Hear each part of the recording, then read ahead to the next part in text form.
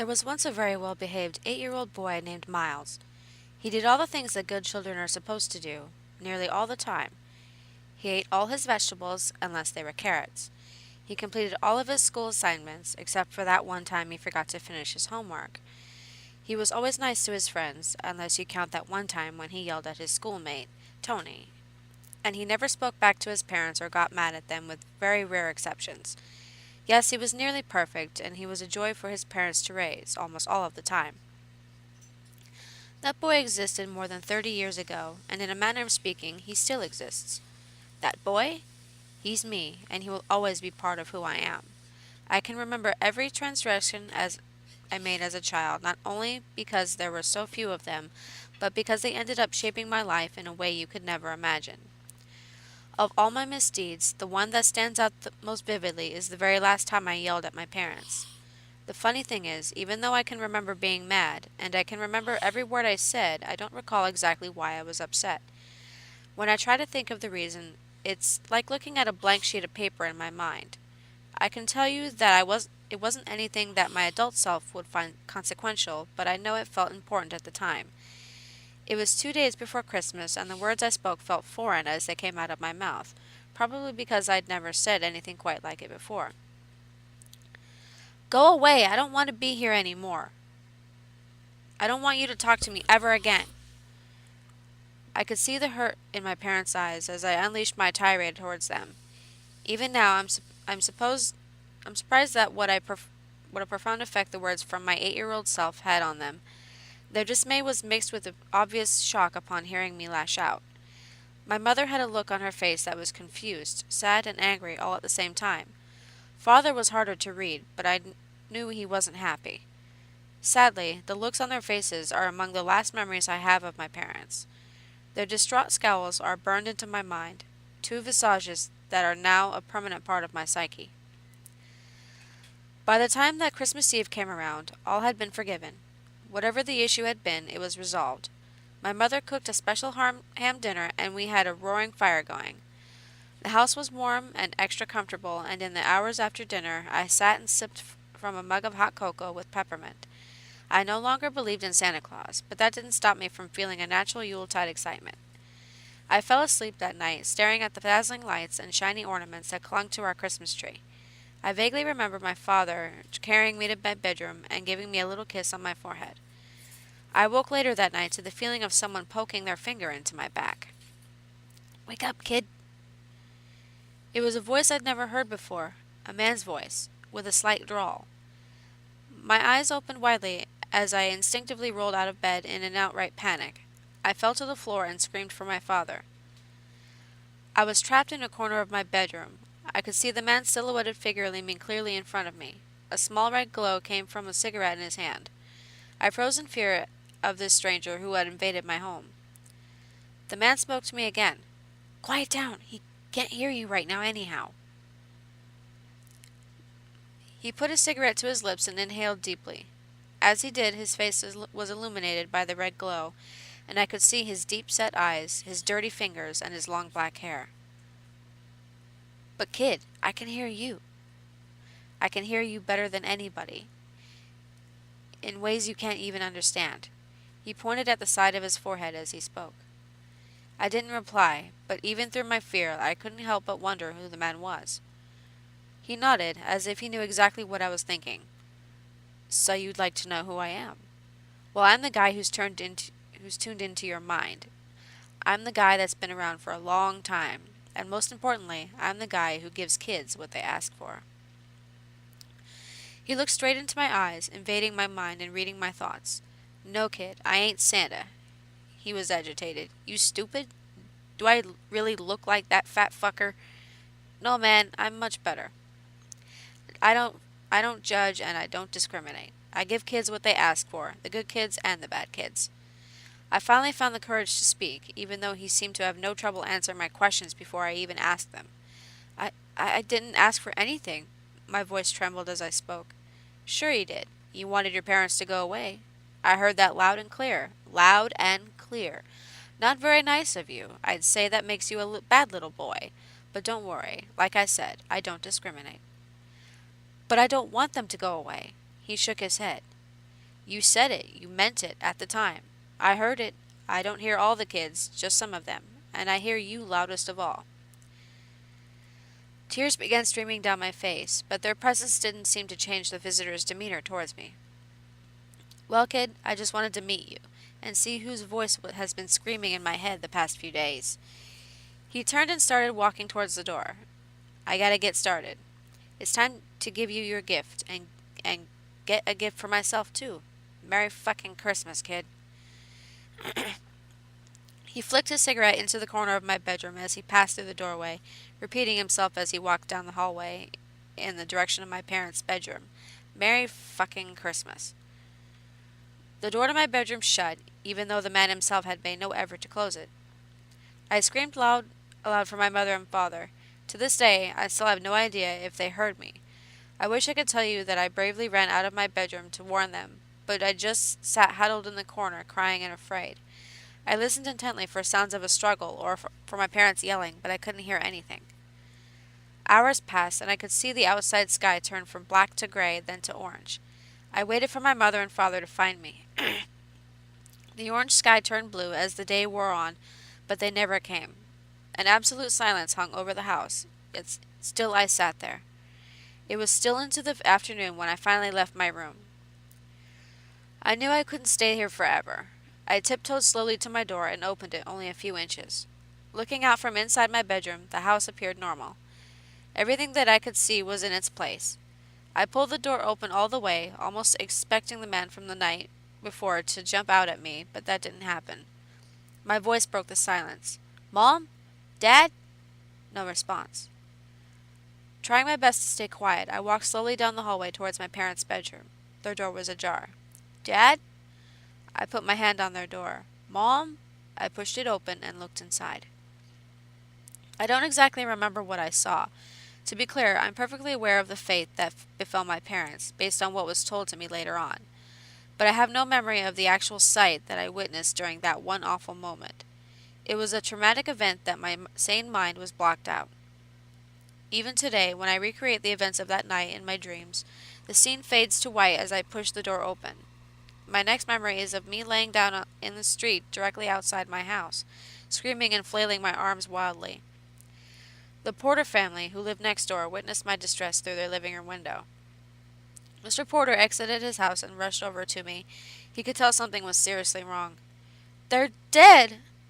It was all I could say. I repeated it again and again. Mrs. Porter followed closely behind her husband and comforted me as he went to check inside my house. A minute later, he exited and promptly vomited in the bushes. Nobody ever told me the whole story of what they found in that bedroom, at least not directly. It was explained to me that a very bad person had broken into my house and murdered my parents, even though I already knew as much. What was held back from me at the time, the fact that they'd been decapitated. The cuts were clean, almost surgical. Both bodies were laying on the bed as if they'd been asleep when it happened. The worst part was that their heads were missing, not to be found anymore. Their bodies were sliced open, and strange symbols were drawn on the wall in blood.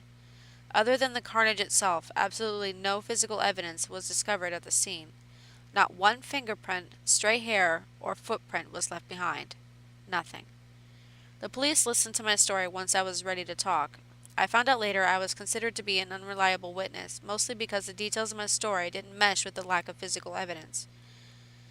A specially trained detective and my new therapist sat down with me to review what I'd told the police earlier. The man wasn't wearing gloves? I shook my head no. I clearly remember the cigarette in his hand, and there was no glove. And he threw the cigarette on the ground when he was done smoking it. I nodded yes. And he closed your door when he left your room? I shook my head no, then thought about it and nodded my head yes. I wasn't really sure.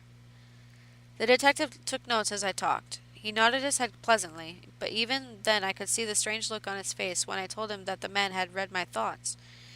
The one thing I never told the police was that 2 days before the murders, I'd asked for my parents to be gone.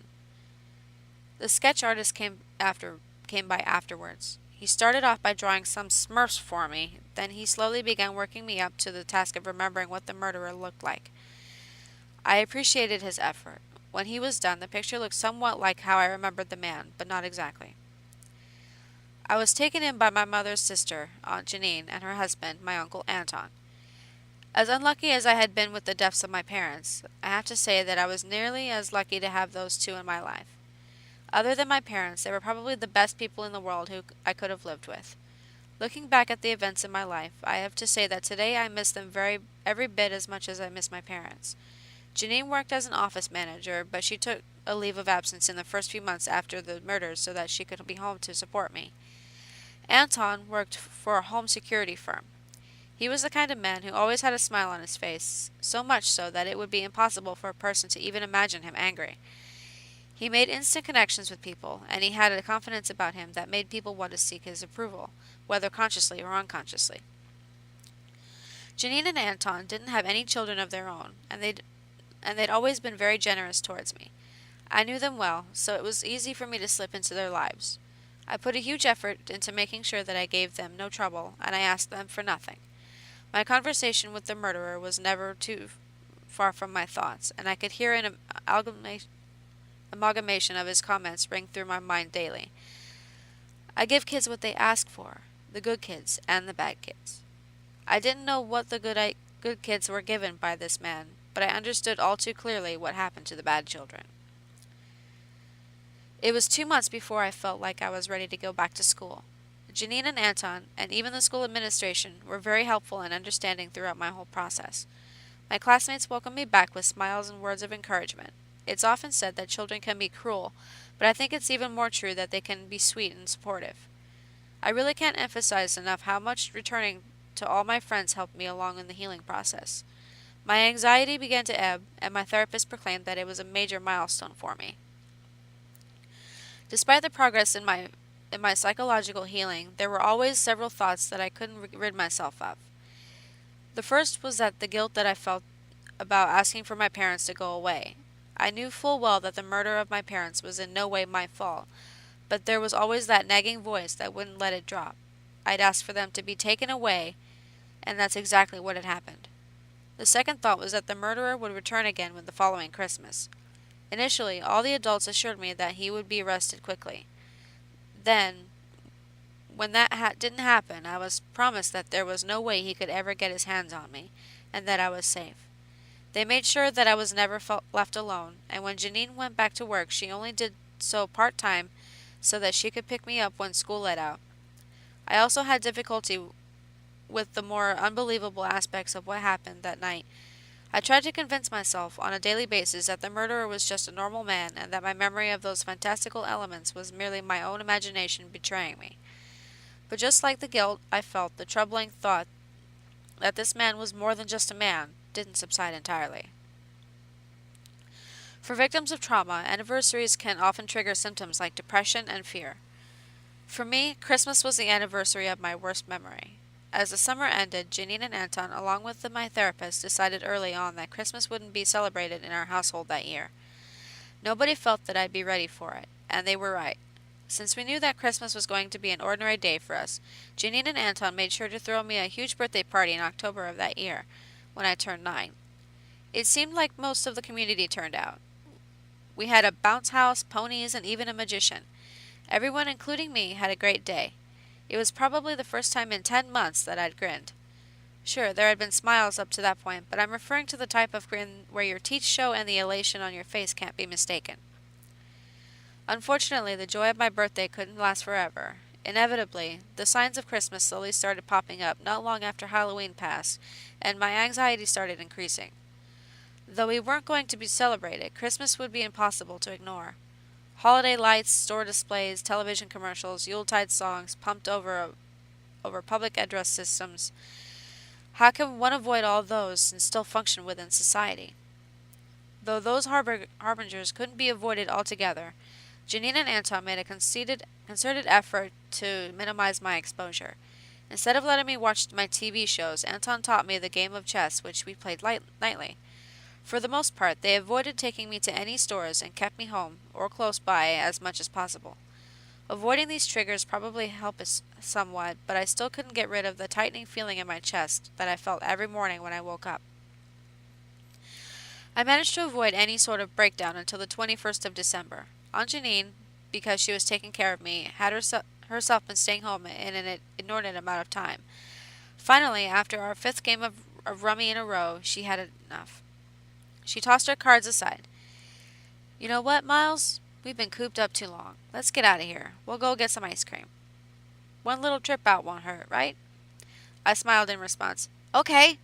Ice cream sounded good, and even in the middle of December.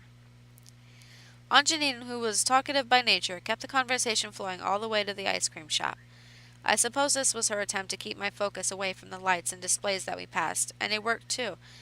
Ask a kid questions about his favorite superheroes, and he's going to be fairly preoccupied while he walks about them or talks about them, even the quiet ones. We made it into the shop. I ordered a double scoop of chocolate fudge brownie. We sat down to eat our treats, with Aunt Janine still engaging me in conversation. Just for a brief moment, a nearby toy store's glittering Christmas display caught my eye through the window. They had a life-size poster plastered in their display window. It was a picture of Santa upon a rooftop, posed in a position as if he were just about ready to climb down a chimney. Blazing Christmas lights surrounded the display, and large words spelled out, "What do you want for Christmas?" I tried to turn away, but the colorful lights clouded my vision, enlarging in their scope until they all combined, finally creating a great white light. Miles? Miles? My aunt's voice was becoming more and more urgent. I suddenly realized she'd been calling my name for several moments. The cup of ice cream dropped from my hand. I just want them back. At that moment, the tears flowed freely. I could think of nothing else. It was hysterical. I was hysterical. Aunt Janine quickly came over to my side of the table. Oh my God, Miles, I am so sorry. She grabbed me and hugged me tightly.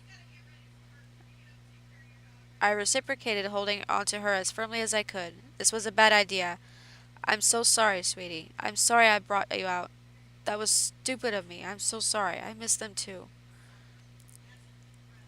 It it took at least 15 minutes for Aunt Janine to calm me to a point where we could leave the shop. We left her unfinished ice creams behind. No other incidents happened the next couple of days, and my interactions with Anton and Janine helped distract me. Finally, it was Christmas Eve. I was quiet all day long, even more so than usual. Anton noticed and had a talk with me after dinner. You okay, buddy? I nodded my head yes. Despite my assurance that I was okay, he could tell I wasn't. He knew almost exactly what was on my mind. Come here, Miles. Let me show you a few things. I followed him into the living room window where he moved the curtains aside. See these windows? He slapped his hand on the pane to show how solid it was. This is the strongest window that they make for residences. My company installed these. They're unbreakable, and there's no way someone can open them from the outside. I stared at the window, while on the other side blackness enveloped the house. He took me over to the door. See how strong this is? It would take a tank to knock this door down. The back door too, and there's no other way in. He led me over to the alarm control panel that was on the wall. This is the best system that they make. I installed it myself. He kneeled down to my level. Miles, you're safe here. Nobody, and I mean nobody, can get in here unless we let them in. He glanced to the side with his eyes. And don't tell your aunt I showed you this. He moved his coat aside so that I could see the holstered pistol he was wearing. Just some added protection, but I won't even need this. I nodded, feeling a little bit safer, but not completely. I still worried, not only for myself, but for Janine and Anton as well. Bedtime approached, and Aunt Janine, with an insight unusually reserved for long-time mothers, knew the one thing that might make the night a little easier for me. Miles, do you want to sleep in our room tonight? She asked. Yes. I smiled and nodded at the invitation. We would all be able to look out for each other. They'd protect me, and I'd be able to warn them if someone came in. They put soft blankets on the ground for me, right next to their bed. It was in a nice, protected spot in the large gap between the bed and the wall. I couldn't fall asleep for several hours, but I could hear both Janine and Anton begin their nightly slumbers. Their breathing became rhythmic and almost melodic. I listened intently for any noises that might have been out of the ordinary, but nothing abnormal sounded out. There was a clock ticking somewhere in the house. An occasional car passed by outside. Finally, my weariness overpowered my uneasiness, and I began my night's sleep. The dream I had that night was unlike any other I had before. I was in what appeared to be a large garage, the type where mechanics worked on cars. All around me, automotive parts were spread out along the ground. Tires were stacked up, and an old rusted chassis filled the center of the room. Grime dripped from walls. The area was lit by a single overhead lamp. I instantly knew I was dreaming, even though it was the first time I had experienced a lucid dream. From the corner of the garage I heard metal clanging. I had turned around to face the sound, and out of the darkness the man who'd taken the lives of my parents emerged. He spit some phlegm onto the ground and wiped his mouth before addressing me. "Hey kid, don't worry. I ain't gonna hurt you. I'd like you I'd like to though. I'd really like to be able to shut you up, but I don't work that way." Despite my grimy surroundings, and perhaps because it was just a dream, this didn't feel like a place of anger and fear. Unlike the year before, I was able to find my voice right away.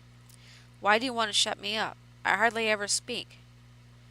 When you consider some of the other obvious questions, I know it may sound strange that I chose to open with that. Who was this man, and why did he take interest in me? Those were the questions I was really thinking, but my participation in the dream was guided, as if my actions were wholly my own. The man finally responded. "Hell, you quiet ones are the loudest of all. Y'all never stop thinking. Thought after thought. You kids can't ever just shut your brains off. Give me just one loud mouth, those kids never think about anything. Tell you what, if it was up to me, I'd just rip all your fucking heads off and be done with it. But like I said, it don't work that way. I ain't allowed to hurt a child." I looked around and came to a slow realization. This isn't my dream, is it? That's a stupid question. You ever dreamed of a place like this? Of course not. This is my dream, kid. I'm parked right outside your house. I just wanted to take a moment to peek in on you. My fear of this man, which had been otherwise controlled to this point, slowly began creeping back. He saw the look of despair spread across my face. "Have you been a good boy this year?" He gave a little chuckle. "Actually, yes." "You have been. Do you remember what I said last time? I give kids what they ask for, the good ones and the bad ones." I shook my head. "I didn't ask for anything." I spoke with a confidence that I didn't really feel. "Sure you did. You kids always ask for something, and you don't worry now, because you're gonna get it." The room and the man began to fade away. "See you next year, kid. I get the feeling that you and I are going to be part of each other's lives for a long time." Those were the last words I heard. Pure whiteness consumed me, and then I slept peacefully. My eyes opened. Outside the window, I could see the gray sky that signaled the approaching dawn. The house was eerily quiet. Too quiet. I stayed fixed in my bed on the floor, listening for signs of life from my aunt and uncle, but I could only hear my own heartbeat. I wanted to sit up and look over to them, but I was afraid of what I'd find. The dream had felt so real. I wasn't sure what to think. I continued to listen. "Please," I whispered to myself, "let me hear them breathe." Several minutes passed. I still heard nothing. Tears began streaming down my face, and my pillow became wet. I knew deep inside that eventually I would have to look and see if they were okay. I couldn't lay on the floor all day, but my gut instinct told me that I didn't want to witness what was up there. Drawing upon my deepest strengths, I put my hands over my eyes and sat up. Slowly, I moved a single finger away from my teary eye. There was no blood, no gore. I pulled my hands fully away from my face. I could see Uncle Anton's chest clearly rise and fall. He was sleeping peacefully and very quietly.